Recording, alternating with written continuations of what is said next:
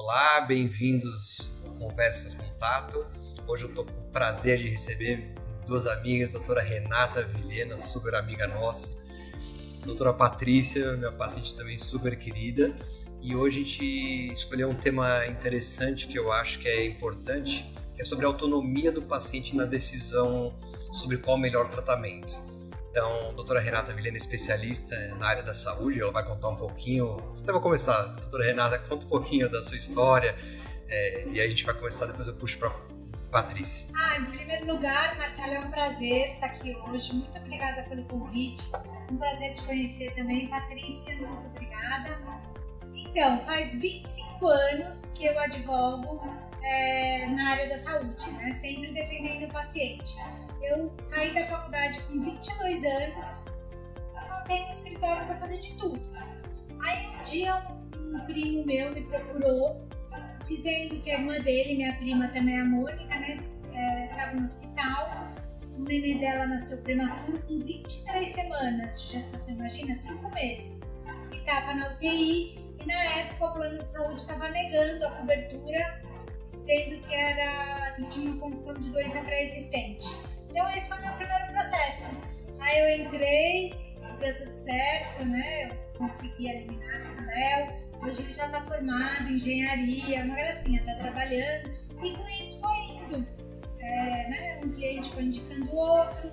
E hoje eu tenho uma equipe grande e trabalho exclusivamente na área da saúde, sempre defendendo o paciente. É interessante e isso é o que eu acho que a Tato vai ajudar também, a contribuição, que tratar bem o paciente, independente do que a fonte pagadora autoriza ou não, se está liberado ou não, às vezes até barateia o tratamento, né? Então, o paciente ter autonomia do tratamento, às vezes as decisões, a gente vai conversar mais sobre isso mais para frente, sobre testes genéticos, enfim, coisas que poderiam, inclusive, baratear e pelo paciente não saber, não ser falado para ele as oportunidades, às vezes até sai mais caro no final das contas, né? Então, oi, Patrícia, vamos lá. Agora é um prazer estar aqui com a sua doutora Renata. Meu nome é Patrícia, eu moro no interior de São Paulo.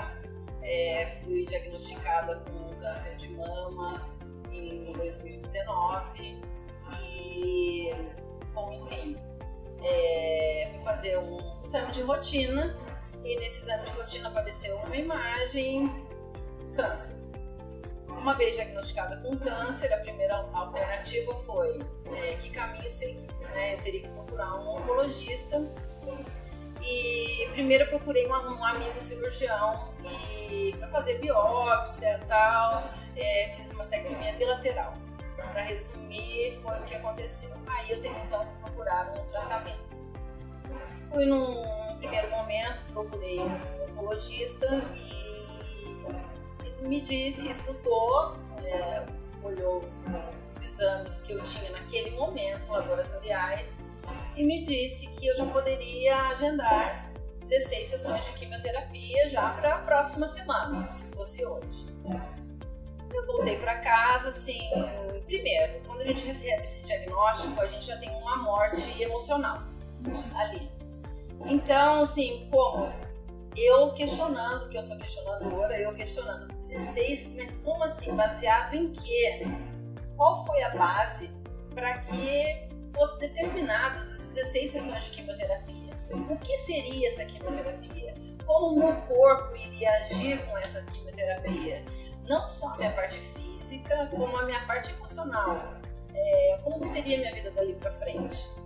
Enfim, voltei para casa com esses questionamentos, mas é só isso e tal.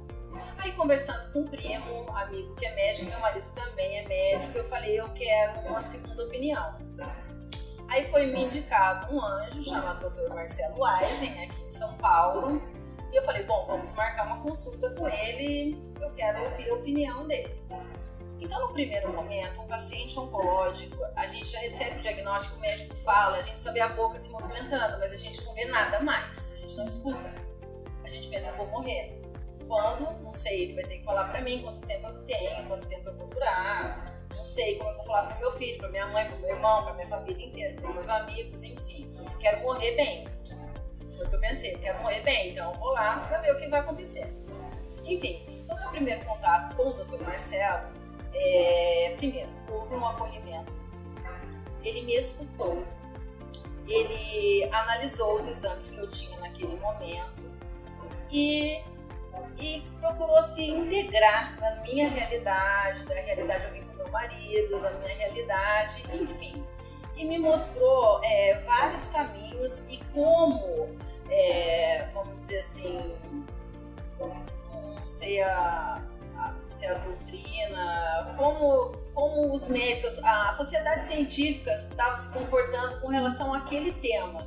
Eu me lembro dele ter virado o computador para mim, me mostrado diversas coisas, enfim, e transferiu aquilo para a linguagem leiga do paciente, ou seja, ele me deu atenção. Posso só fazer um adendo que eu acho que é interessante, que é discutir e compartilhar os riscos, né? Então, na verdade, o médico parte do princípio que só vai pedir os testes que são aprovados e já julga pelo convênio do paciente o que ele vai ter acesso ou não. Uma das queixas frequentes é falar: doutor, mas ninguém me deu a opção de fazer uma cirurgia particular, mas eu tenho.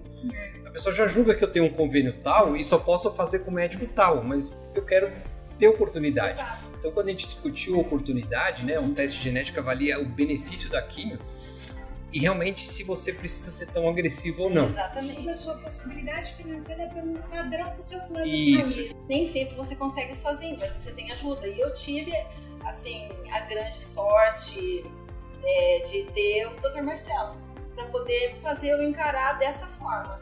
Sabe, você passa, a água, ela não briga com a pedra, ela passa por ela, mas ela continua. Então a minha opção era continuar, seguir em frente e não parar ali. E dar o exemplo, assim, que para o meu filho. Quantos anos tem esse filho? Meu filho tem 14 hoje. Na época ele tinha 11 e, assim, para ele não desistir. Não desiste. Não desiste, eu não desisto de nada. De nada. Vai até o final, do jeito que for, mas da melhor maneira que você, com todas as possibilidades que você tem. Agora, a pessoa que tem a informação e sonega essa informação, aí é uma crueldade, entendeu? Porque não vai ser um plano de saúde, não vai ser uma autorização que vai impedir você de continuar a sua vida. E talvez, isso talvez inclusive barateie o tratamento. Exatamente. Eu acho que essa... E o que eu ia falar também, o que é muito importante, assim, que todos os planos de saúde, independente do nível, da categoria, se é um plano muito caro ou um plano mais barato, todos têm uma obrigação mínima legal. Então, o tratamento oncológico tem que ser coberto. Se você tem um plano mais barato ou se você tem um plano mais caro que tem no mercado. Então, esse é o direito do tratamento Dignidade completo, humana, né? Então, independente do custo do seu plano de saúde, todos os planos vão ter que oferecer quimioterapia oral. É obrigação do plano oferecer PET scan, é obrigação do plano oferecer. Né? Então, você tem que ter um tratamento. Agora, o que vai mudar é a categoria da hotelaria, né? Da rede credenciada e tudo mais.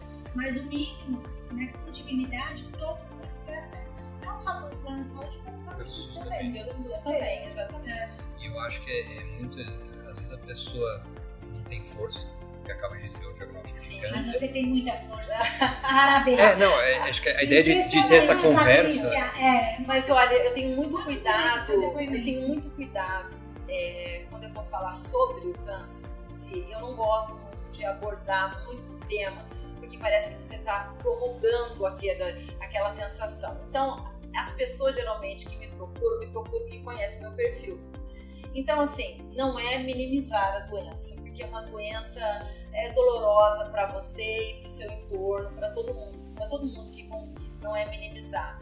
Não é se vitimizar diante da doença, porque você não pode ser vítima. Aliás, é uma pergunta que às vezes as pessoas fazem. Por que comigo? Porque não é justo. Não é justo comigo, não é justo com você, não é justo com ninguém. Com ninguém, exatamente. Não é questão de justiça, é questão de você tem que encarar aquilo dessa forma. Esses porquês você tem que fazer para aquilo que é palpável. Porque eu posso fazer isso, como eu vou tratar?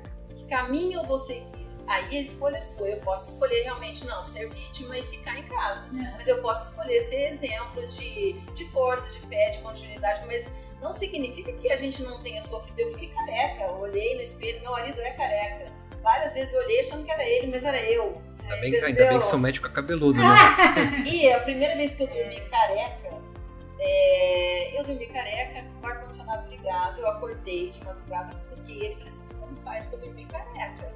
Porque assim, minha cabeça tá congelando, entendeu? Assim, eu tenho uma mudança enorme, você fica inchada, eu sempre gostei de praticar atividade física, então assim, é uma doença que mexe com você, todas as doenças mexem, mas é uma doença que no primeiro momento te remete à morte. E se você não for muito bem acolhido e se as coisas não forem passadas de forma didática para que o leigo entenda, de forma que você tenha a possibilidade de escolha e que com isso tudo você pode continuar, que você vai ser curado, não importa o desfecho final, mas naquele momento é o que você precisa. Naquele momento, você tem que sair já da consulta curado. Só fazer um parênteses que eu acho que foi importante, que não é um castigo. As pessoas tentam associar sempre causa e consequência na vida. Então tudo tem que ter causa, tudo tem consequência. Então assim, a Patrícia é super forte. Se ela teve câncer, eu também posso ter. Então eu preciso achar algum defeito em você para não ficar doente. Então tem uma necessidade ainda de te pôr para baixo. Né? Se você não tem uma estima boa, que é isso que esse acolhimento, se você não tem essa força, você acaba... Você já era forte ou você ficou mais forte depois do câncer? Eu acho que eu fiquei mais forte. Porque eu fiquei mais forte no seguinte sentido. Tudo é possível. Sempre você tem dois caminhos. Sempre vai existir uma escolha. Sempre. Não existe só uma opção. Sempre existe a escolha. Seja ela positiva ou negativa, mas a escolha existe. Então, assim, eu optava por, diante da autonomia que o Dr. Marcelo me deu, no sentido de, e agora, doutor, eu fiz a primeira quimio, vou embora, vou pegar a estrada e vou embora. E ele sempre acolhedor, a gente tinha contato, como é que passou, como é que não passou, o que sentiu, o que não sentiu. Enfim, eu chegava em casa e ia pedalar. Ah, mas e a fadiga da quimio e tal? Eu driblava o cérebro. Eu não estou cansado da quimio, eu estou cansado do pedaleio. Entendeu? Então, assim, meu filho me via ali careca, suando, porque, assim, engordei 30 quilos, né? 30 quilos? Sim, fiquei inchadaça. Mas, faz parte, eu sabia, não era novo pra mim. Então, encarar o desconhecido, bola pra frente. E ali, sim, então eu driblava a fadiga. Eu vou falar, é lógico que existem os efeitos colaterais, eu me sentia cansada e tudo. Mas a gente não tem noção daquilo que a nossa cabeça, quando associada a uma pessoa que também torce por você, porque você sente, eu me sentia devedora para mim, para minha família e para o Dr. Marcelo. Eu, assim, diante de todas as possibilidades que ele me deu no primeiro contato, eu não podia deixar decepcionar, entendeu? Eu não podia decepcionar ninguém. Então, assim, mas não é pelo que vão pensar de mim ou nada, justamente por isso eu fui egoísta nesse momento, eu pensei em mim, eu fui egoísta. E o meu egoísmo foi positivo. Nesse momento ele foi positivo, porque eu tinha que me priorizar mentalmente para lidar com o resto. Mas eu queria perguntar pro seu marido, como o seu marido ficou? Deixa eu só fazer um parênteses para você. Eu acho que não é egoísmo, eu acho que é valorização pessoal. A gente vive muito em torno dos outros. Sim. Eu disse que muitos pacientes oncológicos que eu acompanho são taxados de ficou chato, teve diagnóstico, ficou chato. Não, ficou seletivo.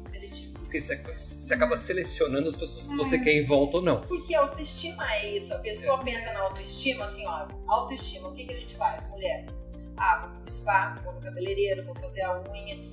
Mas a autoestima não é sobre isso. É sobre a sua aceitação. É sobre você se gostar.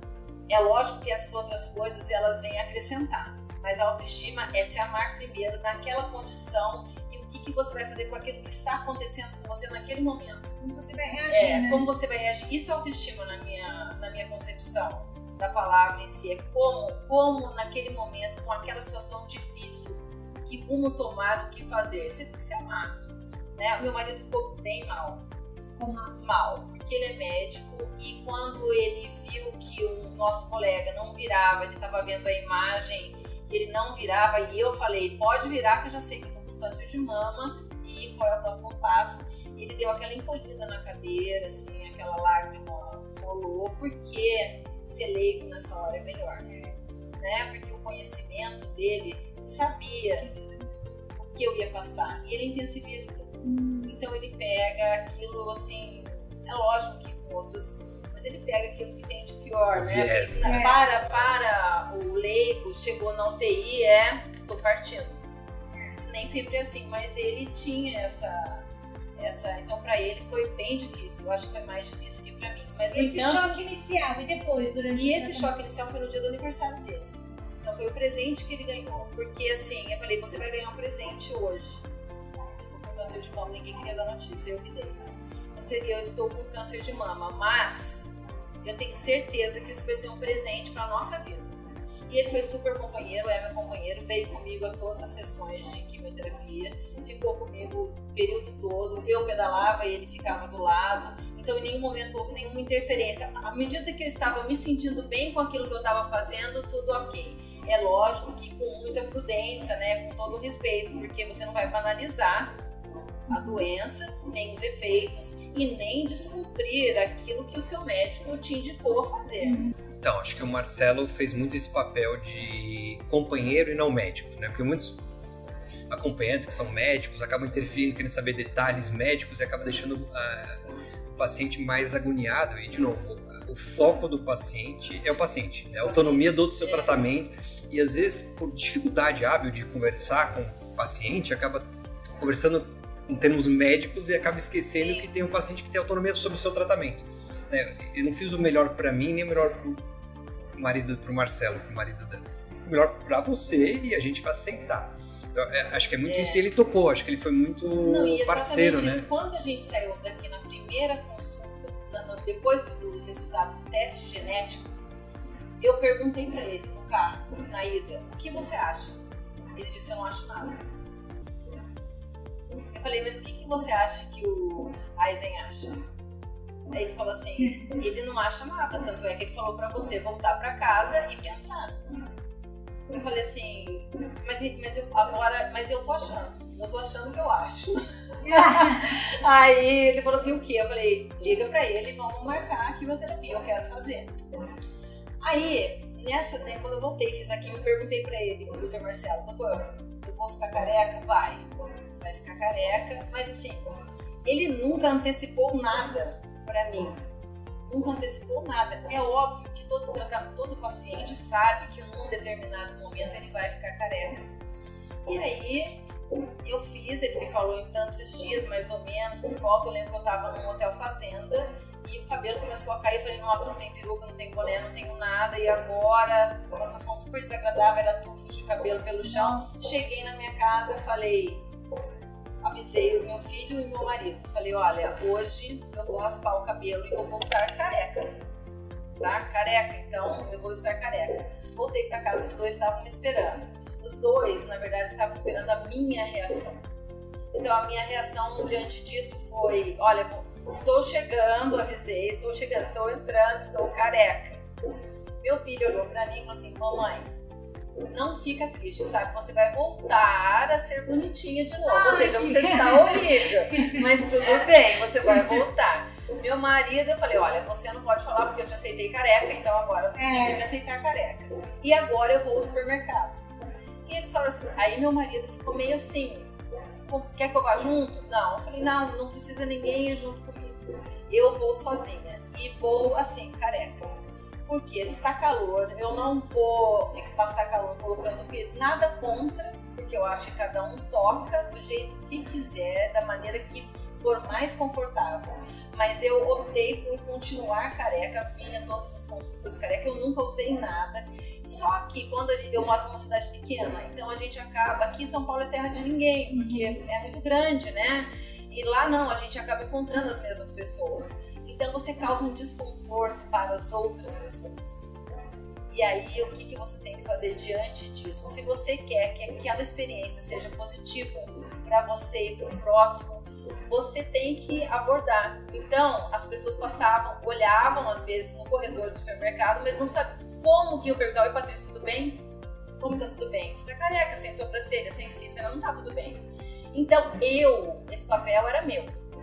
Eu chegava, oi Renato, tudo bem? Sou eu mesma, Patrícia, viu? Tá tudo bem, meu cabelo vai crescer, desapeguei. Entendeu? entendeu? Eu também tive a opção de escolha, ninguém me cobrou nada. Então, Patrícia, fala um pouquinho, você ia começar a falar sobre o poder de decisão de você. Desde isso, você quer ficar careca, você quer usar peruca, se a gente vai... Olha, nada contra as pessoas que optam por usar a peruca ou o lenço. Tem lenços maravilhosos, bonitos e tal, até porque naquele momento você tá fragilizada. Porque o câncer de mama, ele bate de frente com a feminilidade, né? Porque você perde a mama e o cabelo. Então, assim, e agora? Como que você vai se comportar sem o cabelo? Vai pôr a peruca, vai pôr o lenço? E verão, calor, eu falei, não, olha, eu já estou passando por toda essa situação desconfortável fisicamente. Então, eu não vou passar calor para agradar ninguém. Então, no momento, eu opto por ficar careca e assim vai ser. Eu vou sair careca, até porque eu estou doente. Eu acho que as pessoas te respeitarem a sua decisão, né? Você não vai fazer pelos outros, você vai fazer por você. Por mim, eu estou doente. Então, assim, eu estou careca é uma consequência da minha doença. Então, as pessoas têm que ver também. Hoje, elas me veem com cabelo. Então, ou seja, eu fiquei doente, perdi o cabelo, faz parte do tratamento. Você tem que olhar. Vai como? Passar para baixo do tapete? Isso daí não tem como. Vira uma bola de neve. Você explode, uma hora você explode. Então, sendo você, fazendo as suas escolhas diante de uma situação difícil, porque é difícil, você passa pelo processo mais leve, porque não tem como você falar assim, eu não tenho câncer. Você tem. Você tem, a doença você tem. Mas como você quer passar por ela? Eu quero passar de uma maneira leve, porque foi o exemplo que eu dei da água, eu falo, água parada é água podre. Né? Então a vida é movimento, e esse movimento tem a ver com você. Esse movimento, você está fazendo o quê para melhorar, para ajudar alguém? Mostrando que as pessoas podem ficar doentes, independente. Isso não tem a ver com a pessoa ser mais saudável que a outra, menos saudável, né? Mais intelectual, menos intelectual, mais rica, menos rica. Isso não tem nada a ver, isso é uma coisa que acontece. Então, assim, aconteceu, eu passei, as pessoas viram toda a transformação. E o câncer é uma transformação externa e uma transformação interna. E muda a sua forma de encarar, de enxergar outras coisas. Porque você tem que se olhar no espelho e falar, puxa vida, sou eu, né? Essa sou eu, sem nada, sou eu. Foi bem isso. Gente, poderia ficar horas, vamos marcar outros bate-papos. Eu tô com duas ciclistas aqui, a gente pode ser um assunto para próxima, a gente falar sobre ciclismo. E, então eu queria acabar com a doutora Renata. Você estava falando sobre autonomia, de poder tomar decisão do homem, da mulher. Como que você encerraria?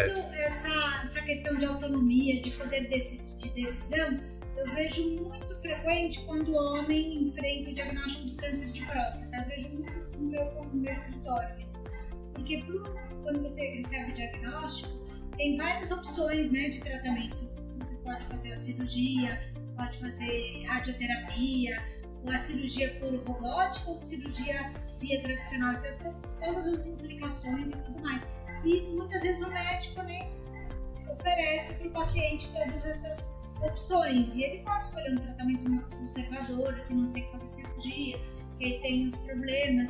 Eu acho que é um outro exemplo, né? Assim, eu acho que para a mulher e para o homem também. E eu acho que já julga que se o paciente tem plano X, ele só tem direito à cirurgia, não tem direito a robô, ou se é do SUS, não dá. E às vezes o paciente tem condições, inclusive, e ele quer ter essa decisão, né?